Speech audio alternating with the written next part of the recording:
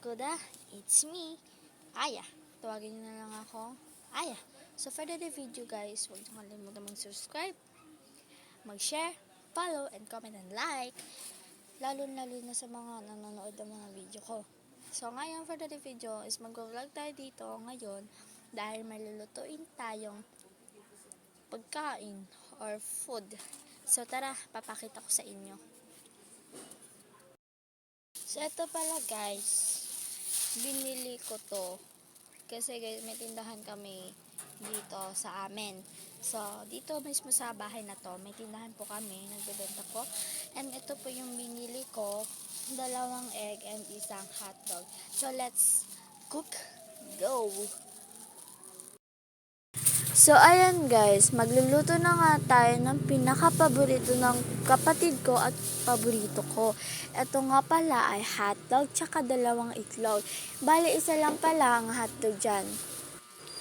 Lulutuin na pala natin to at tatanggalan lang muna natin ito ng balat o plastic para naman makita natin kung ano ang kakalabasan ng texture ng ating hotdog.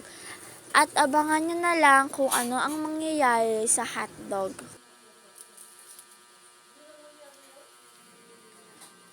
Tinanggalan ko na nga pala to ng balat at kukuha na lang ako ng kawali.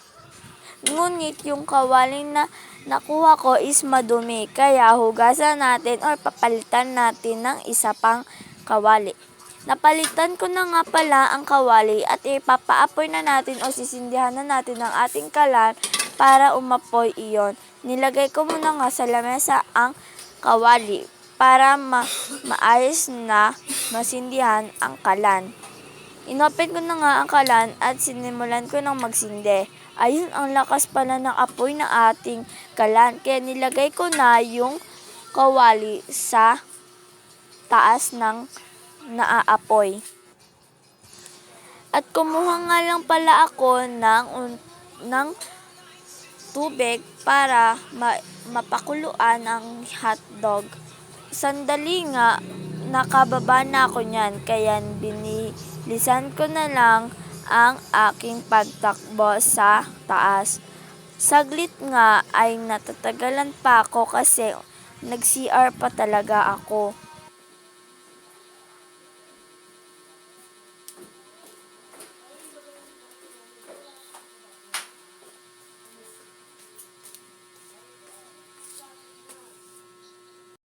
Maya-maya nga ay nakumuha na ako ng tubig na puno at nilagay iyon. Muntikan pa ngang masunog o umapoy ng bigla ang aking kalan. Kaya ngayon nagdahan-dahan na ako magbuhos ng tubig.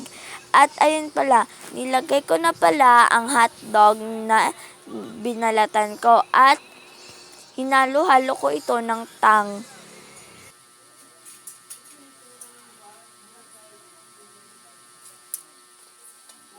Kinuha ko na nga pala ang tang at hinalo-halo ito para bang hinahalo yung pag-ibig niya sa'yo. Char!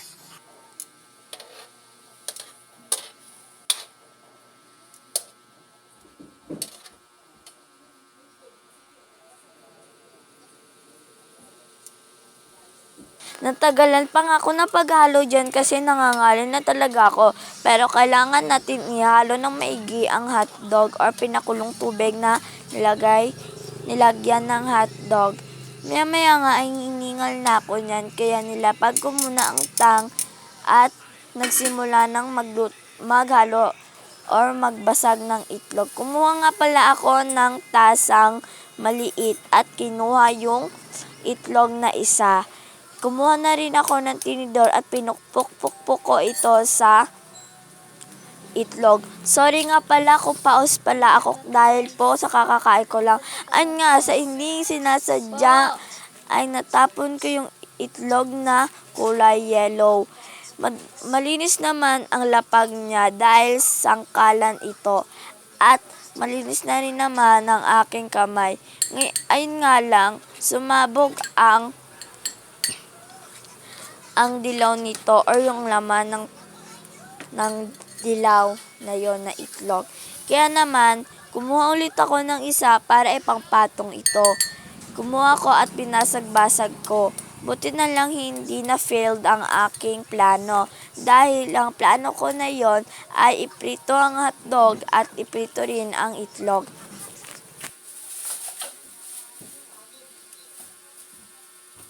Kumuha nga pala rin ako ng asin para malasahan naman ng kapatid ko ang itlog. Ayun na nga, inano ko na, nilagyan ko na ang asin kaso napasobrahan kaya tinidor ko na lang.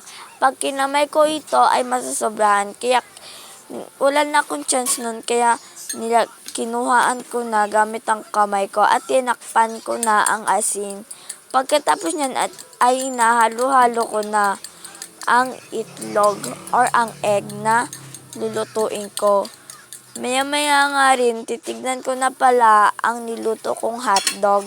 Ay na nga, tinignan ko na ang hotdog ay mukhang luto na siya. Kaya lalagyan na natin ng mantika.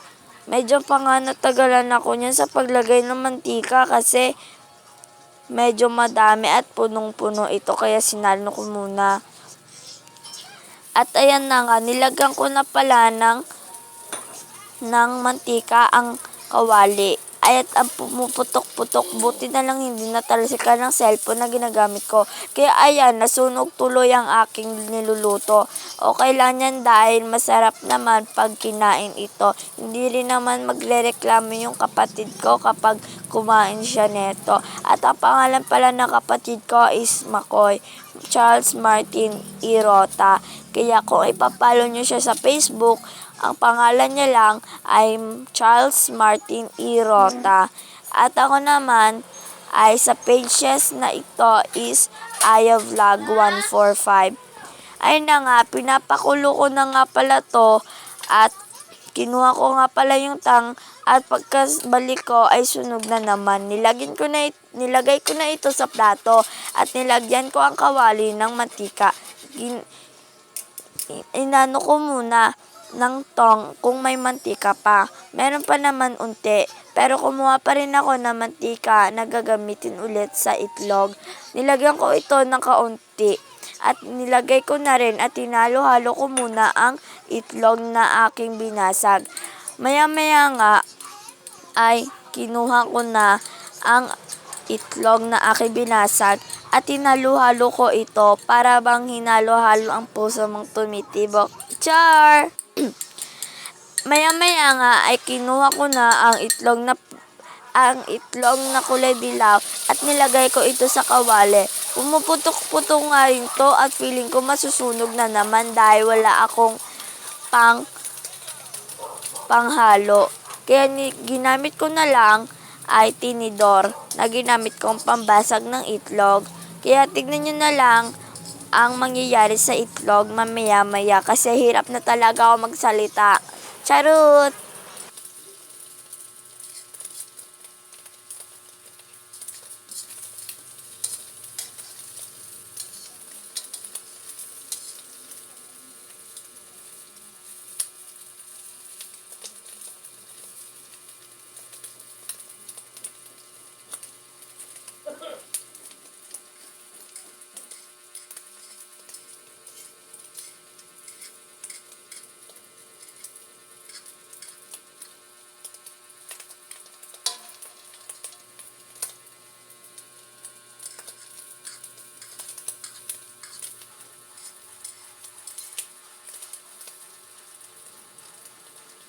Binaligtad ko na nga pala to kaunti-unti at ininaan ko pala ang apoy ng kalan dahil sunog na talaga ang itlog na aking niluto.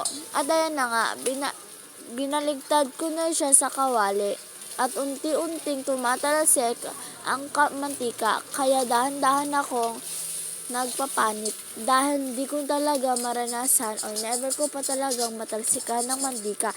Kaya abangan nyo na lang ang susunod na mangyayari.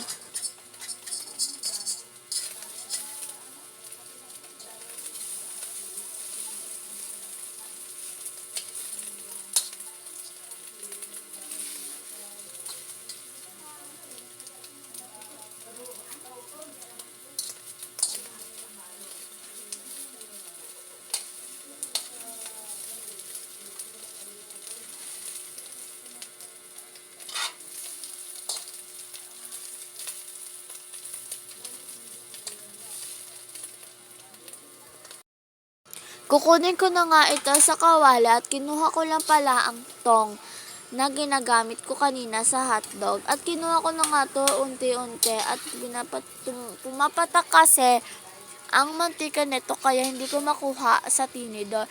Kaya ayan, sinimot-simot ko na pala ang itlog na nakuha ko. At ayan na nga, maya is kakain na pala ang kapatid ko. Ay magsasalita na pala ako mamaya dahil nahihingal na ako.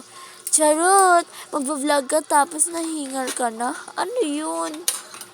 Ayan na nga at kukunin ko na nga hotdog para slice ito ng maigi. Kasi nahihirapan na talaga kumain pag buo dahil mainit. Kaya ayan pala, nag-request pala ang kapatid ko na hihiwa-hiwa ito. Kaya kinuha ko muna ang hotdog at mamaya na pala yung itlog. Unti lang pala ang na-slice ko sa itlog.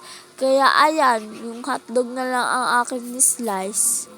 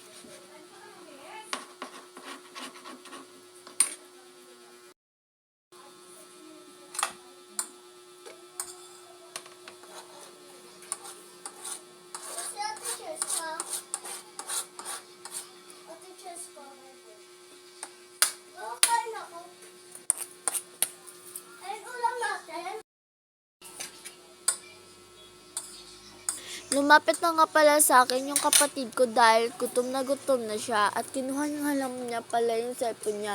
At maya is nagsabi na siya sa akin na kakain na siya. Kaya nga ako nagluto para sa'yo baby boy.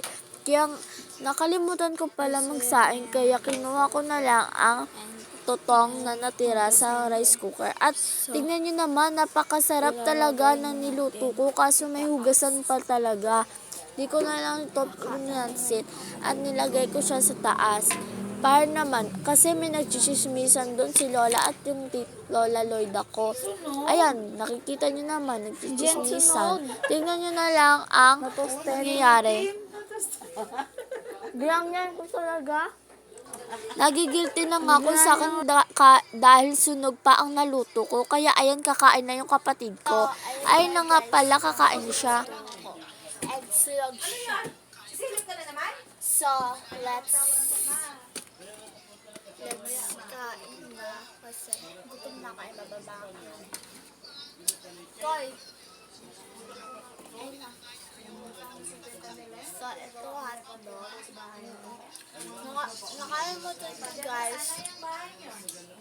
Nakalimutan ko guys. Na dapat pala hindi ko muna isinalang. Ano paghaluan ko po